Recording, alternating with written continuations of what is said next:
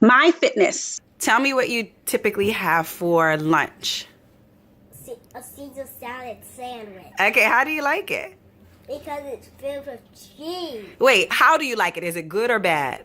It's good. All right, is it healthy or not healthy? It's super healthy. Okay, what ingredients does it have in it? So kale. Okay. Which is a vegetable. Okay. And some cheese to make it taste good with the Caesar dressing. Okay. What's on the outside? You forgot one. And some bread and some more cheese. Yeah. And so do you like it a lot or do you not like it? I like it a million. And would you tell your friends that it's a good thing to eat? Would you recommend it? I will recommend it. Okay, would you recommend it to parents to make it for other kids? I haven't thought about that yet.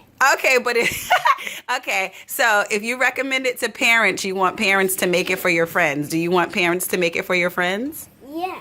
Okay, tell me the best part about your Caesar salad sandwich. What's the best thing? Inside. Oh, what's the best part? The inside. What about the inside? That it's filled with vegetables. Okay, cool. I'll take it. All right, thank you, Theodore. You're welcome. I really like vegetables.